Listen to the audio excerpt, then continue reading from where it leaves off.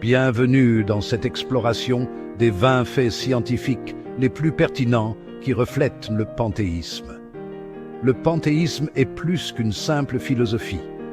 C'est une façon de percevoir l'interconnexion de toutes choses, telle la toile de relation qui relie tout dans une forêt, depuis les arbres les plus hauts jusqu'aux champignons les plus minuscules. Commençons notre voyage et plongeons dans les merveilles qui nous attendent. Préparons-nous à explorer un univers de connexion. Tout comme Santos Dumont cherchait à comprendre le monde qui l'entourait avec ses inventions. Notre histoire commence dans la valse tourbillonnante de l'univers primordial, il y a environ 13,8 milliards d'années. D'un point d'une densité et d'une chaleur inimaginables, l'univers a explosé, créant les galaxies, les étoiles et le cosmos que nous connaissons. Cette immensité témoigne d'une puissance qui transcende notre compréhension, où s'enracinent les germes du panthéisme.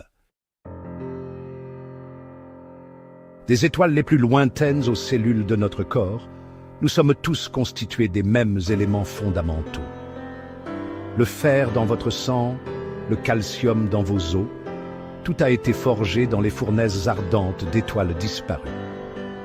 Nous sommes poussière d'étoiles. Nous marchons, nous respirons, témoins vivants de l'interconnexion de toutes choses. Comme le dirait le poète, la vie est un souffle. Infinitésimaux, comme dirait Léopardi, dans l'immensité de l'univers. Cet héritage cosmique, partagé, est un principe fondamental du panthéisme. Observez le cœur d'une étoile mourante où se forment les éléments essentiels à la vie. Lors d'une explosion de supernova, ces éléments se dispersent dans l'espace, semant de nouvelles étoiles et de nouvelles planètes. Notre existence est la preuve de cet extraordinaire cycle cosmique. Nous sommes, pour ainsi dire, de la poussière d'étoiles. Nous faisons partie de la grande histoire de l'univers qui se déroule. L'énergie, force vitale du cosmos, circule à travers l'univers dans une danse incessante de transformation. Elle n'est ni créée, ni détruite, mais simplement transformée d'une forme à une autre, tel un fleuve qui change de cours, mais ne cesse jamais de couler.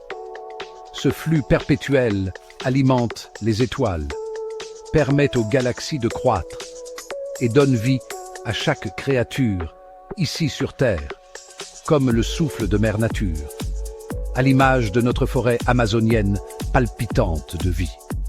Dans cette incessante transformation, nous entrevoyons l'essence divine qui imprègne tout ce qui est vivant, telle la force vitale qui animait les œuvres d'Aleijadinho, notre maître sculpteur.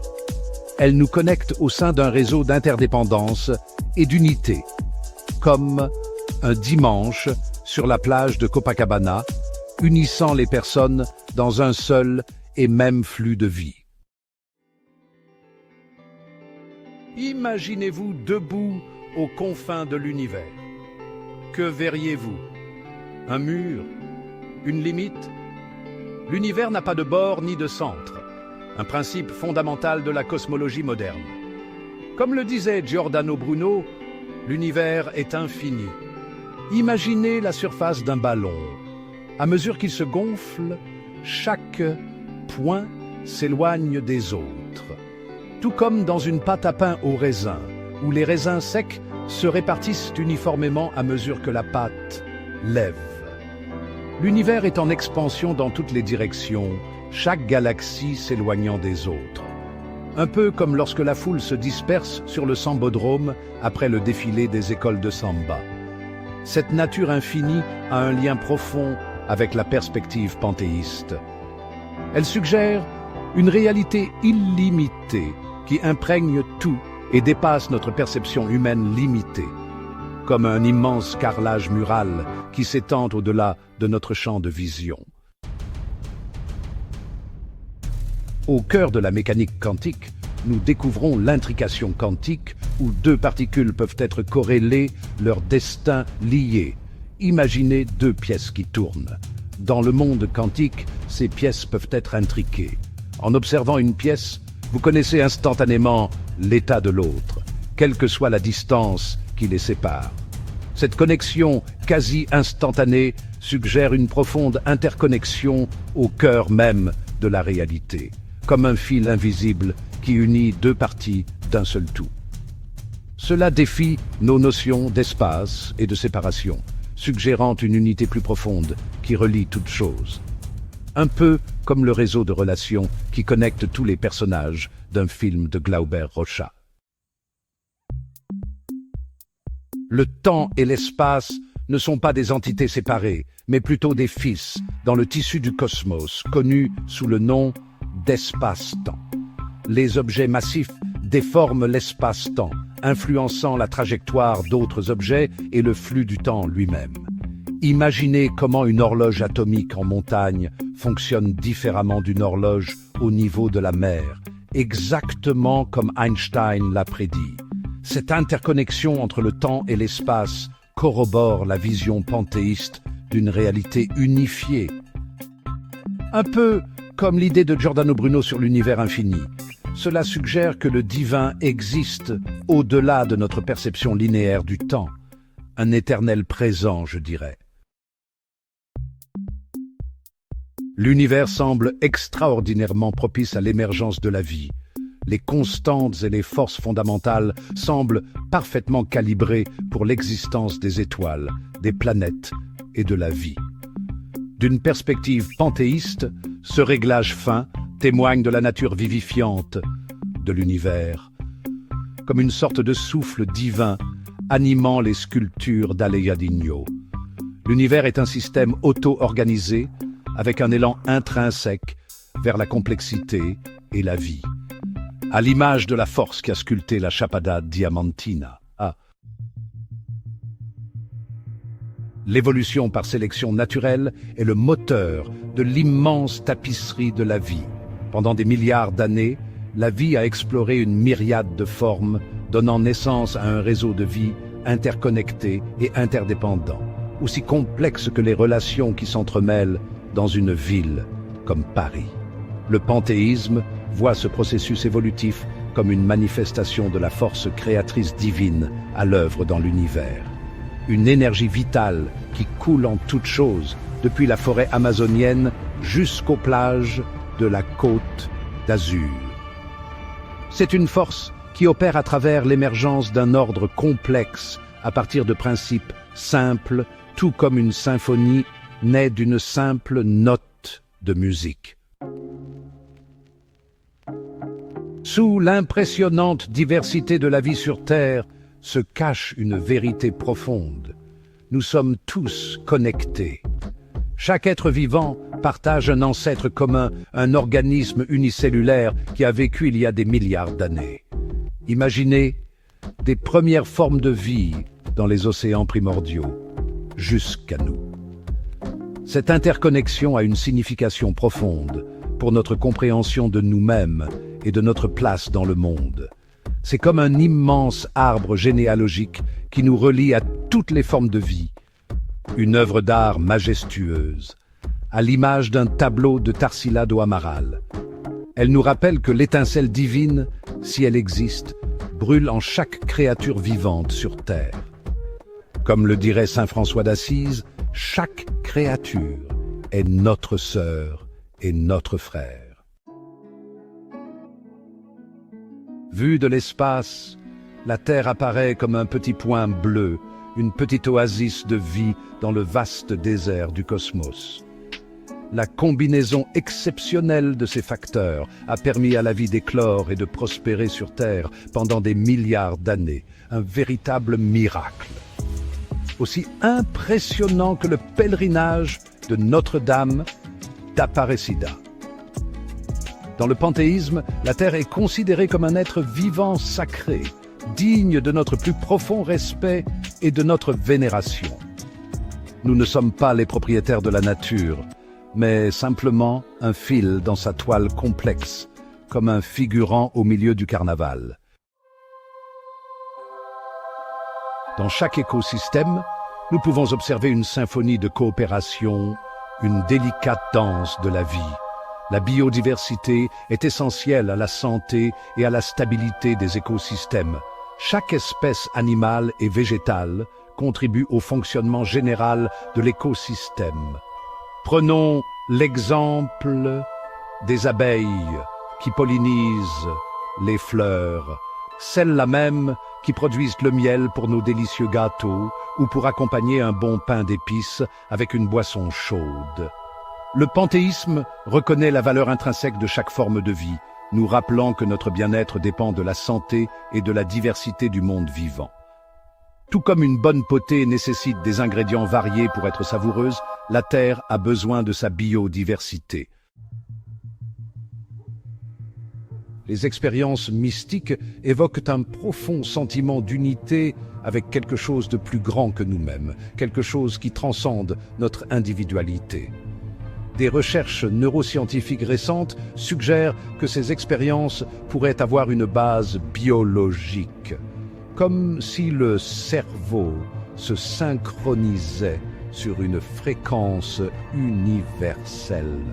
Certaines zones du cerveau, lorsqu'elles sont stimulées, peuvent induire des sensations d'émerveillement, d'unité et de connexion spirituelle, comme un déclic, une illumination.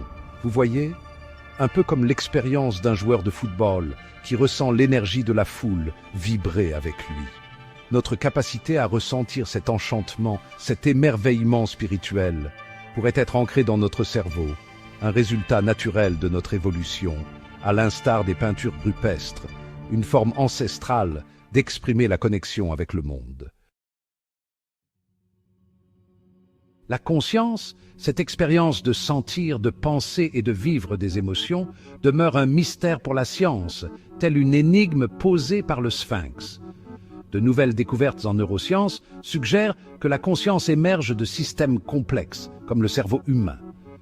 Imaginez la complexité d'un orchestre symphonique, où chaque instrument contribue à la création d'une harmonie supérieure, à l'image d'une pièce musicale parfaitement exécutée.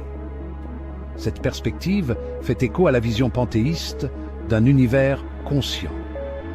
C'est comme l'idée ancienne de l'anima mundi, qui imprègne toute la création, telle la force de la nature dans la forêt amazonienne.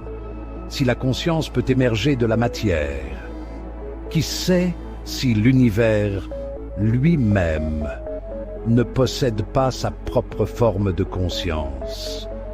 Un grand souffle cosmique qui englobe et comprend tout, comme l'énergie que l'on ressent lors d'un événement d'une grande ampleur.